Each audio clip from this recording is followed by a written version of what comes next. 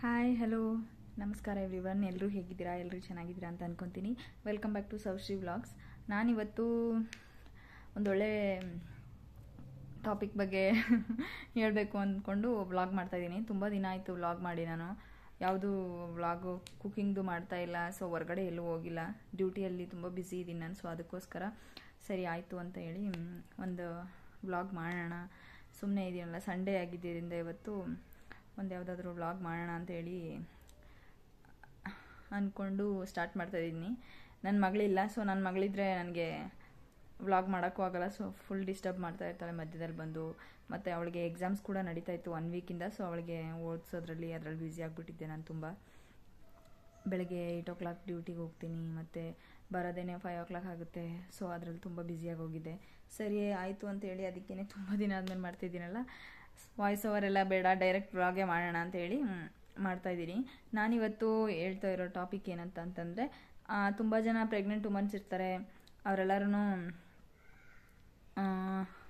ತಿಳ್ಕೊಬೇಕು ಅಂತ ಇಷ್ಟಪಡ್ತಾ ಇರ್ತಾರೆ. ಏನದ್ರ ಬಗ್ಗೆ ಅಂತಂದರೆ, ಈಗ ನಾವು ಹಾಸ್ಪಿಟಲ್ಗೆ ಅಡ್ಮಿಷನ್ ಆಗ್ತೀವಿ, ಫುಲ್ 9 months ಕಂಪ್ಲೀಟ್ ಆದಮೇಲೆ, ಅಥವಾ ಯಾವಾಗಲೇ ಆದ್ರೂ ಅವ್ರಿಗೆ ಪೇಯ್ನ್ ಬಂದಾಗ ಸಡನ್ನಾಗಿ, ಇಲ್ಲ ಡಾಕ್ಟ್ರು ಯಾವ್ದಾದ್ರು ಡೇಟ್ ಕೊಟ್ಟಿರ್ತಾರೆ, ಆ ಡೇಟಲ್ಲಿ ಹೋಗಿ ಅಡ್ಮಿಷನ್ ಆಗಬೇಕು ಅಂತ ಅಂದ್ಕೊಂಡಿರ್ತಾರೆ ಹಾಸ್ಪಿಟ್ಲಲ್ಲಿ. ಸೊ ಹಾಸ್ಪಿಟಲ್ಗೆ ಅಡ್ಮಿಷನ್ಗೆ ಹೋದಾಗ ಏನು ಮಾಡ್ತಾರೋ ಏನು ಅಂತೇಳಿ ಫುಲ್ ಭಯ ಪಟ್ಕೊತಾ ಇರ್ತಾರೆ. ಸೊ ಅದ್ರ ಬಗ್ಗೆ ನಾನಿವಾಗ ಏನೇನು ಮಾಡ್ತಾರೆ ಅಲ್ಲಿ ಹಾಸ್ಪಿಟಲ್ಗೆ ನೀವು ಅಡ್ಮಿಟ್ ಆದಮೇಲೆ ಅಂತ ಹೇಳಿ ಹೇಳ್ಕೊಡೋಣ ಅಂತೇಳಿ ಆ ವ್ಲಾಗ್ ಮಾಡ್ತಾಯಿದ್ದೀನಿ. ಫಸ್ಟ್ ಆ್ಯಂಡ್ ಫಾರ್ಮೋಸ್ಟ್ ನಿಮಗೆ ಏನು ಕ್ಯಾರಿ ಮಾಡಬೇಕು ಅಂತ ಅದೆಲ್ಲ ಹೇಳ್ಬಿಡ್ತೀನಿ. ನಿಮ್ಮದು ಆಲ್ರೆಡಿ ನೀವು ಪ್ರೆಗ್ನೆಂಟ್ ಅಂತ ಗೊತ್ತಾದಿ ಎಲ್ಲ ಆದಮೇಲೆ ಫುಲ್ ಎಲ್ಲರೂ ಆಲ್ರೆಡಿ ಹೇಳಿರ್ತಾರೆ ನಿಮಗೆ. ಹೋಗೋದಕ್ಕೂ ಮುಂಚೆ ಲಗೇಜ್ ಎಲ್ಲ ಪ್ಯಾಕ್ ಮಾಡಿ ಇಟ್ಕೊಂಡಿರ್ಬೇಕು, ಮಗುಗೆ ಬಟ್ಟೆ ಏನೇನು ಬೇಕು ಅದೆಲ್ಲ ಇಟ್ಕೊಂಡಿರ್ಬೇಕು ಅಂತ ಹೇಳಿ. ಸೊ ಅದೆಲ್ಲ ಪ್ಯಾಕ್ ಮಾಡ್ಕೊಂಡು ಇಟ್ಕೊಂಡಿರ್ತೀರಲ್ಲ, ಆ ಬ್ಯಾಗ್ ತೊಗೊಂಡೋಗ್ಬೇಕು. ಮತ್ತು ನಿಮ್ಮದು ಫೈಲ್ಸು ವೆರಿ ವೆರಿ ಇಂಪಾರ್ಟೆಂಟ್ ಅಂತಂದರೆ ಫೈಲ್ಸು, ನಿಮ್ಮದು ಓಲ್ಡ್ ಫೈಲ್ಸು. ಏನಪ್ಪ ಅಂದರೆ ಸ್ಕ್ಯಾನಿಂಗ್ಸು ಮತ್ತು ಬ್ಲಡ್ ರಿಪೋರ್ಟ್ಸು ಏನೇನೆಲ್ಲ ಮಾಡಿರ್ತೀರ ಎಲ್ಲ ಆ ಫೈಲ್ಸ್ ಎಲ್ಲ ತೊಗೊಂಡೋಗ್ಬೇಕು, ರಿಪೋರ್ಟ್ಸ್ ಎಲ್ಲನೂ ತೊಗೊಂಡೋಗ್ಬೇಕು. ಇನ್ ಕೇಸ್ ನಿಮ್ದು ಏನಾದರೂ ಸೆಕೆಂಡ್ ಪ್ರೆಗ್ನೆನ್ಸಿ ಆಗಿದ್ರೆ ಫಸ್ಟ್ ಮಗುದು ಏನಾದರೂ ಡೀಟೇಲ್ಸ್ ಇದ್ರೂ ಅದನ್ನು ತೊಗೊಂಡಿದ್ರೂ ತುಂಬ ಉಪಯೋಗ ಆಗುತ್ತೆ. ಮತ್ತು ಫಸ್ಟ್ ಪ್ರೆಗ್ನೆನ್ಸಿ ಆದರೆ ನೀವು ಫಸ್ಟ್ ಕನ್ಫರ್ಮೇಷನ್ ಆದಾಗಿಂದ ಪ್ರೆಗ್ನೆನ್ಸಿ ಮತ್ತು ಇಲ್ಲಿ ತನಕ ಏನೇನು ರಿಪೋರ್ಟ್ಸ್ ಎಲ್ಲ ನೀವು ಮಾಡಿಸಿರ್ತೀರ, ಬ್ಲಡ್ ಟೆಸ್ಟ್ ಆಗ್ಬೋದು, ಸ್ಕ್ಯಾನ್ ಆಗ್ಬೋದು, ಎಲ್ಲ ರಿಪೋರ್ಟ್ಸನ್ನು ಕ್ಯಾರಿ ಮಾಡ್ಕೊಂಡು ಹೋಗಲೇಬೇಕು. ವೆರಿ ವೆರಿ ಇಂಪಾರ್ಟೆಂಟ್ ಅದು. ಮತ್ತು ಅದಾದಮೇಲೆ ನೀವು ನಿಮ್ಮ ಬಟ್ಟೆಗಳು, ಮಗು ಬಟ್ಟೆ ಜೊತೆ ನಿಮ್ಮ ಬಟ್ಟೆಗಳನ್ನು ತುಂಬ ಪ್ಯಾಕ್ ಮಾಡ್ಕೊಂಡು ತೊಗೊಂಡೋಗ್ಬೇಕು. ಯಾಕಂದರೆ ಬರಬೇಕಾದ್ರೆ ಚೇಂಜ್ ಮಾಡ್ಕೊಂಡೆಲ್ಲ ಬರೋದಕ್ಕೆ ಅಂತ ಯೂಸ್ ಆಗುತ್ತೆ. ಆ್ಯಕ್ಚುಲಿ ಅಲ್ಲೇ ಗೌನ್ಸ್ ಎಲ್ಲ ಕೊಡ್ತಾರೆ ಹಾಸ್ಪಿಟ್ಲಲ್ಲೇ. So no need to worry. ನೀವು ಬರಬೇಕಾದ್ರೆ ಚೇಂಜ್ ಮಾಡ್ಕೊಂಬರೋಕ್ಕೆ ಅದಕ್ಕೆಲ್ಲ ಬೇಕಾಗುತ್ತೆ ಅಂತೇಳಿ. ಮತ್ತು ಫೋಟೋಶೂಟ್ ಎಲ್ಲ ಮಾಡಿಸೋದಿರುತ್ತಲ್ಲ, ಸೊ ಆವಾಗ ಬೇಕಾಗುತ್ತೆ ಅನ್ನೋದು ಅಂತ ಇರೋರು. ನಾನು ಆ್ಯಕ್ಚುಲಿ ಹೇಳ್ತಾ ಇರೋದು ಕಾರ್ಪೊರೇಟ್ ಹಾಸ್ಪಿಟ್ಲಲ್ಲಿ ಆ ಥರ, ಪ್ರೈವೇಟ್ ಹಾಸ್ಪಿಟ್ಲಲ್ಲಿ ಹೆಂಗಿರುತ್ತೆ ಅದ್ರ ಬಗ್ಗೆ ಹೇಳ್ತಾ ಇದ್ದೀನಿ. ಗೌರ್ನಮೆಂಟ್ ಹಾಸ್ಪಿಟ್ಲ್ ಆದರೆ ಆ್ಯಕ್ಚುಲಿ ನಾನು ಗೌರ್ನಮೆಂಟ್ ಹಾಸ್ಪಿಟ್ಲಲ್ಲೇ ಡೆಲಿವರಿ ಆಗಿದ್ದು ನನಗೆ. ಸೊ ನಾನು ಯಾವುದೂ ಡ್ರೆಸ್ ಅಲ್ಲಿ ಯಾವುದೂ ಗೌನ್ಸ್ ಎಲ್ಲ ಕೊಟ್ಟಿರಲಿಲ್ಲ. ಕಲರ್ ಡ್ರೆಸ್ಸಲ್ಲೇ ನಮ್ಮ ಡ್ರೆಸ್ ಏನಿರುತ್ತೆ ಅದರಲ್ಲೇ ಇರ್ದಿದ್ದು ನಾವು. ಸೊ ನನ್ನ ಬಟ್ಟೆ ಜಾಸ್ತಿ ತೊಗೊಂಡೋಗಿದ್ದೆ ನಾನು. ಬಟ್ ಕಾರ್ಪೊರೇಟ್ ಇವಾಗೆಲ್ಲ ತುಂಬ ಎಲ್ಲರೂ ಜಾಸ್ತಿ ಗೌರ್ಮೆಂಟ್ ಹಾಸ್ಪಿಟ್ಲಿಗೆ ಹೋಗೋಕ್ಕೆ ಇಷ್ಟಪಡಲ್ಲ. ಕಾರ್ಪೊರೇಟ್ ಹಾಸ್ಪಿಟ್ಲಲ್ಲಿ ನಮಗೆ ಸೇಫ್ ಡೆಲಿವರಿ ಆಗಬೇಕು ಆ ಥರ ಕನ್ಸರ್ನಿಂದ ಹೋಗಿ ಅಡ್ಮಿಟ್ ಆಗ್ತಾರೆ. ತಪ್ಪೇನಿಲ್ಲ, ಅವರವ್ರ ಎಕ್ಸ್ಪೀರಿಯೆನ್ಸು ಅವರವರ ಅನುಕೂಲಕ್ಕೆ ತಕ್ಕಂಗೆ ಹೋಗ್ತಾರಲ್ವ. ಡ್ರೆಸ್ ಎಲ್ಲ ತೊಗೊಂಡೋಗಿ ನೀವು. ಮತ್ತು ಫೋಟೋಶೂಟ್ ಮಾಡಿಸೋದೇನಾದರೂ ಇತ್ತು ಅಂತ ಹೇಳಿದ್ರೆ ಫೋಟೋಶೂಟ್ ಮಾಡಿಸ್ಬೋದು. ಅದಕ್ಕೋಸ್ಕರ ಫಸ್ಟೇ ಕ್ಯಾರಿ ಮಾಡ್ಕೊಂಡು ಹೋಗ್ಬಿಡಿ. ಮತ್ತು ಫೈಲ್ ಆಯಿತು, ಬ್ಯಾಗ್ ತೊಗೊಂಡೋಗ್ಬೇಕು. ಅದಾದಮೇಲೆ ಮಗುದು ವ್ರ್ಯಾಪ್ಸ್ ಬರುತ್ತಲ್ಲ ಅದೆಲ್ಲ ಸ್ವಲ್ಪ ಜಾಸ್ತಿ ತೊಗೊಂಡೋಗಿ. ಸ್ವ್ಯಾಡಲ್ಸು ಕಾಟನ್ದು ಚೆನ್ನಾಗಿರೋದು ತಗೊಳ್ಳಿ. ಯಾಕಂತಂದರೆ ಮಗುಗೆ ಜಾಸ್ತಿ ಹೀಟ್ ಆಗೋ ಥರದ್ದು ಒಂಥರ ನೈಲಂದೆಲ್ಲ ಬರುತ್ತಲ್ಲ ಅದೆಲ್ಲ ತೊಗೊಂಡೋದ್ರೆ ಮಗುಗೆ ವೆಯ್ಟ್ ಲಾಸ್ ಆಗುತ್ತೆ ಅದರಿಂದ ಸ್ವೆಟ್ಟಿಂಗ್ ಆಗಿ. ಸೊ ಅದಕ್ಕೋಸ್ಕರ ನೀವು ಕಾಟನ್ದು ಆಲ್ಮೋಸ್ಟ್ ಯಾವಾಗಲೂ ಕಾಟನ್ ಕ್ಲಾತ್ಸೇ ಯೂಸ್ ಮಾಡಿ ಬೇಬಿಗೆ. ಬೇಬಿ ಬಟ್ಟೆ ಜೊತೆಲಿ ಕಿಟ್ ಏನು ರೆಡಿ ಮಾಡ್ಕೊಂಡಿದ್ರೆ ಅದ್ರ ಜೊತೆಲಿ ಇದು ಜೊತೆಲಿ ತೊಗೊಂಡೋಗ್ಬೇಕು. ಸ್ವ್ಯಾಡಲ್ಸ್ ಎಲ್ಲ ಜಾಸ್ತಿ ತೊಗೊಂಡೋಗಿ. ಯಾಕಂದರೆ ಮಗುನ ಆಲ್ಮೋಸ್ಟ್ ಯಾವಾಗಲೂ ರ್ಯಾಪ್ ಮಾಡಿ ನೀಟಾಗಿ ಇಡಬೇಕು ಅಂತ ಹೇಳ್ತಾರೆ. ನಾನು ನೆಕ್ಸ್ಟ್ ವೀಡಿಯೋದಲ್ಲಿ ಶಾರ್ಟ್ ವೀಡಿಯೋ ಅಪ್ಲೋಡ್ ಮಾಡ್ತೀನಿ. ಮಗುನೆಲ್ಲ ಹೇಗೆ ಸ್ವ್ಯಾಡಲ್ ಮಾಡೋದು ಮತ್ತು ಹೇಗೆ ಹೋಲ್ಡ್ ಮಾಡೋದು ಬೇಬಿನೆಲ್ಲ ಅದನ್ನೆಲ್ಲ ಮಾಡ್ತೀನಿ. ನಂದು ಬೇಬಿ ಥರ ಡಮ್ಮಿ ಇರೋದನ್ನು ಆರ್ಡ್ರ್ ಮಾಡಿದ್ದೀನಿ, ಅದಿನ್ನೂ ಬಂದಿಲ್ಲ. ಅದು ಬಂದಮೇಲೆ ಅದನ್ನು ಅಪ್ಲೋಡ್ ಮಾಡ್ತೀನಿ ವಿಡಿಯೋ ಮಾಡಿ, ಹೆಂಗೆ ಮಗುನ ಹೋಲ್ಡ್ ಮಾಡೋದು ಮತ್ತು ಸ್ವ್ಯಾಡಲ್ ಮಾಡೋದು ಅದನ್ನೆಲ್ಲ. ಮತ್ತು ಅದಾದಮೇಲೆ ಫೈಲು ಬ್ಯಾಗು ಎಲ್ಲ ತೊಗೊಂಡಾದ್ಮೇಲೆ ನಿಮಗೆ ಇಂಥ ಟೈಮಿಗೆ ಬಂದು ಅಡ್ಮಿಷನ್ ಆಗಬೇಕು ಅಂತ ಹೇಳಿರ್ತಾರೆ. ಸೊ ನಾಳೆ ಅಡ್ಮಿಷನ್ 5 o'clock ಇದೆ ಅಂತ ಹೇಳಿದ್ರೆ ನಿಮ್ಮದು ಇವತ್ತು ನೈಟು ನಿಮ್ದೇನಾದರೂ ಸರ್ಜರಿ LSCS ಏನಾದರೂ ಮೀನ್ಸ್ ಸಿಸೇರಿಯನ್ ಅಂತ ಹೇಳ್ತಾರೆ, ಆ ಸಿಸೇರಿಯನ್ ಏನಾದರೂ ಪೋಸ್ಟ್ ಆಗಿತ್ತು ಅಂತ ಹೇಳಿದ್ರೆ ನೀವು ಇವತ್ತು ರಾತ್ರಿ 10 ಅದು ಅಕಾರ್ಡಿಂಗ್ ಟು ಡಾಕ್ಟರ್ಸು ಹೋಗುತ್ತೆ ಮತ್ತು ನಿಮ್ಮದು ಹೆಲ್ತ್ ಕಂಡೀಷನ್ ಮೇಲೂ ಹೋಗುತ್ತೆ. ಆ್ಯಕ್ಚುಲಿ ಎಲ್ಲ ಮದರ್ಸ್ಗೂ ಏನು ಪ್ರೋಟೋಕಾಲ್ ಫಾಲೋ ಮಾಡ್ತೀನಿ ಅದ್ರ ಬಗ್ಗೆ ಹೇಳ್ತಾ ಇದ್ದೀನಿ ನಾನು. ಅಕಾರ್ಡಿಂಗ್ ಟು ಡಾಕ್ಟರ್ಸ್ ಹೋಗುತ್ತೆ ಅದನ್ನು. ಮತ್ತು ಒಂದೊಂದು ಡಾಕ್ಟರ್ ಹೇಳ್ತಾರೆ ನೀವು 10 o'clock ಮೇಲೆ ಏನೂ ತೊಗೋಬಾರ್ದು ಅಂತೇಳಿ, ಒಬ್ಬೊಬ್ರು 12 o'clock ತನಕ ಮಾಡ್ತಾರೆ. ಇನ್ ಕೇಸ್ ನಿಮ್ಮ ಟೈಮಿಂಗು ಹೆಂಗೆ ಫಿಕ್ಸ್ ಆಗಿರುತ್ತೆ ಅದ್ರ ಮೇಲಾಗುತ್ತೆ. ನಿಮ್ದೇನಾದರೂ 6 o'clock ಮಾರ್ನಿಂಗು 7 o'clock ಆ ಥರ ಫಿಕ್ಸ್ ಆಗಿತ್ತು ಅಂತ ಹೇಳಿದ್ರೆ ನೈಟ್ 10 o'clock ಲಾಸ್ಟ್ ಮೀಲ್ ಆಗಿರಬೇಕು ನಿಮ್ಮದು ಇವತ್ತು ರಾತ್ರಿ. ನಾಳೆ ಬೆಳಿಗ್ಗೆ ಅಡ್ಮಿಷನ್ ಆಗ್ತಿದ್ದೀರಾ ಅಂತಂದರೆ ಇವತ್ತು ರಾತ್ರಿ ನೈಟು 10 o'clock ಲಾಸ್ಟ್ ಮೀಲ್ ಆಗಿರಬೇಕು. ಮತ್ತು ಅದಾದಮೇಲೆ ಏನೂ ತಗೊಳಂಗಿಲ್ಲ, ಸಿಪ್ಸ್ ಆಫ್ ವಾಟರು ಕೂಡ ತಗೊಳಂಗಿಲ್ಲ, ಆ ಥರ ಇರುತ್ತೆ. ಇನ್ ಕೇಸ್ ನೀವೇನಾದ್ರೂ ಶುಗರ್ ಟ್ಯಾಬ್ಲೆಟ್ಸು, ಶುಗರ್ ಏನಾದರೂ ಇದು ಪ್ರೆಗ್ನೆನ್ಸಿ ಟೈಮಲ್ಲಿ ಶುಗರ್ ಬಂದು ಆ ಥರ ಥೈರಾಯ್ಡ್ ಟ್ಯಾಬ್ಲೆಟು ಆ ಥರ ಎಲ್ಲ ಇತ್ತು ಅಂತಂದರೆ ಶುಗರ್ ಟ್ಯಾಬ್ಲೆಟ್ ಅಂತೂ ಸ್ಕಿಪ್ ಮಾಡಲೇಬೇಕು, ನೀವು ತಗೋಬಾರ್ದು ಶುಗರ್ ಟ್ಯಾಬ್ಲೆಟ್ನ ಸರ್ಜರಿ ಇರೋದ್ರಿಂದ.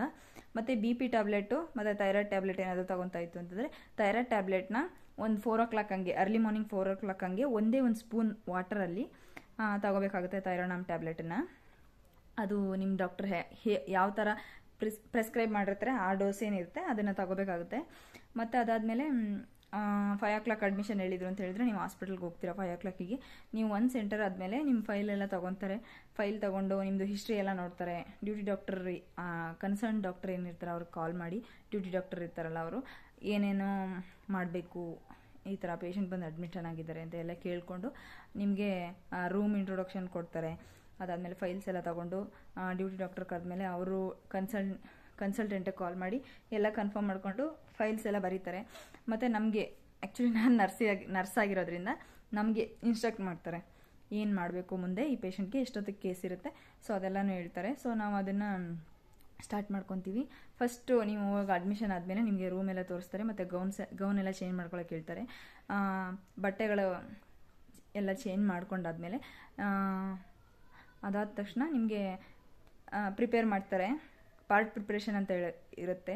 ಸೊ ಅದನ್ನು ಮಾಡಲೇಬೇಕು, ಯಾಕಂತಂದರೆ ಇಲ್ಲ ಅಂತಂದರೆ ನಿಮಗೆ ಪೋಸ್ಟ್ ಡೆಲಿವರಿ ಇನ್ಫೆಕ್ಷನ್ ಆಗೋ ಚಾನ್ಸಸ್ ಎಲ್ಲ ಜಾಸ್ತಿ ಇರುತ್ತೆ ಅಂತೇಳಿ ಪಾರ್ಟ್ ಪ್ರಿಪ್ರೇಷನ್ ಎಲ್ಲ ಮಾಡ್ತಾರೆ. ಅದಾದಮೇಲೆ ಕ್ಯಾನುಲೈಜೇಷನ್ IV ಲೈನ್ ಏನಂತಾರೆ ಅದನ್ನು ಹಾಕ್ತಾರೆ. IV ಲೈನು ಡ್ರಿಪ್ ಹಾಕ್ತಾರೆ ಗೊತ್ತಾ, ಅದನ್ನು ಹಾಕ್ತಾರೆ. ಅದಾದಮೇಲೆ ಆವಾಗಲೇ ಬ್ಲಡ್ ಸ್ಯಾಂಪಲ್ ಏನೇನು ಬೇಕು, ಏನಕ್ಕಾದ್ರೂ ಕಳ್ಸೋದಿದೆಯಾ ಅದೆಲ್ಲ ನೋಡಿಕೊಂಡು ನಿಮ್ಮ ರಿಪೋರ್ಟ್ಸ್ ಎಲ್ಲ ಯಾವುದಿದೆ ಯಾವುದಿಲ್ಲ ನೋಡಿಕೊಂಡು ಕಳಿಸ್ಕೊಂಡ್ಬಿಡ್ತಾರೆ. ಅದನ್ನು ಇನ್ ಕೇಸ್ ಏನಾದ್ರೂ ನಿಮಗೆ ಬ್ಲಡ್ ರಿಸರ್ವೇಷನ್ ಏನಾದರೂ ಬೇಕು ಅಂತಂದರೆ HB ತುಂಬ ಹಿಮೋಗ್ಲೋಬಿನ್ ಲೆವೆಲ್ಲು ನಿಮ್ಮ ಪ್ರೆಗ್ನೆನ್ಸಿ ಟೈಮಲ್ಲಿ ಕಡಿಮೆ ಇತ್ತು ಅಂತ ಹೇಳಿದ್ರೆ ಬ್ಲಡ್ ರಿಸರ್ವೇಷನ್ ಏನಾದರೂ ಬೇಕು ಅಂತಂದರೆ ಒಂದು ಬ್ಲಡ್ಡು ಕೂಡ ರಿಸರ್ವ್ ಮಾಡ್ಕೊತಾರೆ. ಅದೆಲ್ಲ ಹಾಸ್ಪಿಟಲ್ ಸೈಡಿಂದನೇ ಮಾಡ್ತಾರೆ. ಅಡ್ಮಿಷನ್ ಆಗಿ ಕ್ಯಾನುಲೈಜೇಷನ್ ಎಲ್ಲ ಆದಮೇಲೆ ನಿಮಗೆ 7 o'clock ಕೇಸ್ ಪೋಸ್ಟ್ ಆಗಿದೆ ಅಂತ ಹೇಳಿದ್ರೆ ನರ್ಸಸ್ ಕಡೆಯಿಂದ ಏನೇನು ಮಾಡ್ಕೋಬೇಕು ಅದೆಲ್ಲ ಮಾಡಿಕೊಂಡು ಅದಾದಮೇಲೆ ನಿಮ್ಮನ್ನು OTಗೆ ಶಿಫ್ಟ್ ಮಾಡ್ತಾರೆ. 1/2 hour ಮುಂಚೆನೇ ಶಿಫ್ಟ್ ಮಾಡ್ತಾರೆ ಯಾವಾಗ್ಲೂ OTಗೆ. ನೀವು ಮೆಂಟಲಿ ಪ್ರಿಪೇರ್ ಆಗಿರಬೇಕು ಆ್ಯಕ್ಚುಲಿ. ಅದಾದಮೇಲೆ 1/2 hour 7 o'clock ಪೋಸ್ಟ್ ಆಗಿದೆ ಅಂತ ಹೇಳಿದ್ರೆ 6:30 ಹಂಗೆ ಶಿಫ್ಟ್ ಮಾಡ್ತಾರೆ ನಿಮ್ಮನ್ನು. 6:30ಗೆ ಶಿಫ್ಟ್ ಮಾಡಿದಾದ್ಮೇಲೆ ಅಲ್ಲಿ ಹೋದ್ಮೇಲೆ ಮತ್ತೆ ಅಲ್ಲೂ ಕೂಡ ಡ್ರೆಸ್ ಚೇಂಜ್ ಆಗುತ್ತೆ, ನಿಮ್ಮದು ಗೌನ್ ಚೇಂಜ್ ಆಗುತ್ತೆ. ಸೊ ಅಲ್ಲೋಗಿ ಗೌನ್ ಚೇಂಜ್ ಎಲ್ಲ ಆದಮೇಲೆ ಮತ್ತು OT ಟೇಬಲ್ ಮೇಲೆಲ್ಲ ಮಲಗಿಸಿ ಪೊಸಿಷನ್ಸ್ ಎಲ್ಲ ಏನು ಬೇಕೋ ಅದೆಲ್ಲ ಕೊಟ್ಕೊತಾರೆ. ಅದಾದಮೇಲೆ OT ಆದರೆ ನಾರ್ಮಲ್ ಡೆಲಿವರಿ ಆದರೆ ಲೇಬರ್ ರೂಮಿಗೆ ಶಿಫ್ಟ್ ಮಾಡ್ತಾರೆ. ಲೇಬರ್ ರೂಮಿಗೆ ಶಿಫ್ಟ್ ಮಾಡಿದ್ಮೇಲೆ ಏನು ಇಂಜೆಕ್ಷನ್ ಸ್ಟಾರ್ಟ್ ಮಾಡ್ಕೋಬೇಕು, ಡಾಕ್ಟರ್ ಆರ್ಡರ್ ಪ್ರಕಾರ ಏನೇನು ಇಂಜೆಕ್ಷನ್ ಸ್ಟಾರ್ಟ್ ಮಾಡ್ಕೋಬೇಕು ಅದೆಲ್ಲ ಸ್ಟಾರ್ಟ್ ಮಾಡಿಕೊಂಡು ನಿಮಗೆ ಪೇಯ್ನ್ ಇಂಡ್ಯೂಸ್ ಆಗೋ ಥರ ರೆಡಿ ಮಾಡ್ಕೊತಾರೆ. OT ಇಲ್ಲಾದರೆ ಸ್ಪೈನಲ್ ಅನಸ್ತೇಷಿಯಾ ಅಂತ ಹೇಳಿ ಕೊಡ್ತಾರೆ. ಸೊ ಅದನ್ನೆಲ್ಲ ಕೊಟ್ಟು ಎಲ್ಲ ರೆಡಿ ಮಾಡಿಕೊಂಡು ಸ್ಟಾರ್ಟ್ ಮಾಡ್ತಾರೆ ಪ್ರೊಸೀಜರು. ಅದೆಲ್ಲ ಆದಮೇಲೆ ಮಗುನೂ ಡೆಲಿವರಿ ಆಗುತ್ತೆ. ಡೆಲಿವರಿ ಎಲ್ಲ ಆದಮೇಲೆ ಮತ್ತೆ ಮಗು ಮತ್ತು ತಾಯಿನ ವಾರ್ಡ್ ಕಡೆಗೆ ಶಿಫ್ಟ್ ಮಾಡೋದಿರುತ್ತೆ. ಮಗು ಮತ್ತು ತಾಯಿನ ಯಾವಾಗ್ಲೂ ಇನ್ ಕೇಸ್ ಏನಾದ್ರೂ ಸಿಸೇರಿಯನ್ ಆಯಿತು ಅಂತ ಹೇಳಿದ್ರೆ ಮದರ್ಗೆ ಅನಸ್ತೇಷಿಯಾ ಎಫೆಕ್ಟ್ ಇರುತ್ತಲ್ಲ, ಸೊ 2 to 3 hours ತನಕ ಅಲ್ಲೇ ಅಬ್ಸರ್ವೇಷನಲ್ಲಿ ಇಟ್ಕೊತಾರೆ. ಯಾಕಂದರೆ ಇನ್ ಕೇಸ್ ಏನಾದರೂ ಬ್ಲೀಡಿಂಗ್ ಜಾಸ್ತಿ ಇರ್ಬೋದು, BP ಜಾಸ್ತಿ ಇರ್ಬೋದು, ಆ ಥರ ಎಲ್ಲ ಇದ್ದರೆ ಸಡನ್ ಶಿಫ್ಟ್ ಮಾಡ್ತು ಅಂತಂದರೆ ಮತ್ತೆ ವಾರ್ಡಲ್ಲಿ ಹೋದ್ಮೇಲೆ ತುಂಬ ಪ್ರಾಬ್ಲಮ್ ಆಗುತ್ತೆ ಅಂತೇಳಿ ಅಂಡರ್ ಅನಸ್ತೇಷಿಯಾ ಡಾಕ್ಟರ್ ಆರ್ಡ್ರ್ ಪ್ರಕಾರ ಅಲ್ಲೇ ಇಟ್ಕೊಂಡು ಅನಸ್ಥೆಟಿಸ್ಟ್ ಏನು ಹೇಳ್ತಾರೆ ಆ ಥರ ಅಬ್ಸರ್ವೇಷನ್ ಮಾಡಿ ಅವ್ರು ಹೇಳಿದ್ಮೇಲೆ ವಾರ್ಡಿಗೆ ಶಿಫ್ಟ್ ಮಾಡ್ತಾರೆ. ಒಂದು ಸರಿ ನೀವು ಸ್ಟೇಬಲ್ ಆಗಿದ್ದೀರಾ ಓಕೆ ಅನ್ನೋ ಥರ ಆದಮೇಲೆ ಅಲ್ಲೇ ವಾರ್ಡಿಗೆ ಶಿಫ್ಟ್ ಮಾಡ್ತಾರೆ. ಅದಕ್ಕೂ ಮುಂಚೆನೇ OTಲೇನೆ ಬಾರ್ನ್ ಆಗಿ ಹಾಫ್ ಆನ್ ಅವರ್ಗೆ ಮುಂಚೆ ಇಲ್ಲ 1 ಅವರ್ಗೂ ಮುಂಚೆನೇ ಮಗುಗೆ ಏನು ಬ್ರೆಸ್ಟ್ ಫೀಡ್ ಮಾಡಬೇಕು ಅದೆಲ್ಲ ಸಿಸ್ಟರ್ಸ್ ಇರ್ತಾರಲ್ಲ ಅವ್ರು ಹೆಲ್ಪ್ ಮಾಡಿ ಫೀಡ್ ಮಾಡಿಸ್ತಾರೆ ಮಗುಗೆ. ಸೊ ನೆಕ್ಸ್ಟು ಇನ್ನು ನಾರ್ಮಲ್ ಡೆಲಿವರಿಗೆ ಬಂದರೆ, ನಾರ್ಮಲ್ ಡೆಲಿವರಿ ಆದಮೇಲೆ ಯಾವಾಗ್ಲೂ ಆ್ಯಕ್ಚುಲಿ ಪೇಷಂಟು ಯೂರಿನ್ ಪಾಸ್ ಮಾಡಿದ ಮೇಲೇ ವಾರ್ಡಿಗೆ ಶಿಫ್ಟ್ ಮಾಡೋದು, ಇಲ್ಲಾಂತಂದರೆ ಶಿಫ್ಟ್ ಮಾಡಲ್ಲ.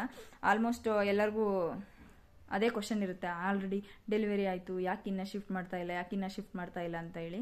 ಸೊ ಏನೂ ಭಯ ಪಡಬೇಕಾಗಿಲ್ಲ, ಯಾಕಂತಂದರೆ ಅಬ್ಸರ್ವೇಷನ್ ಮಾಡಲೇಬೇಕು.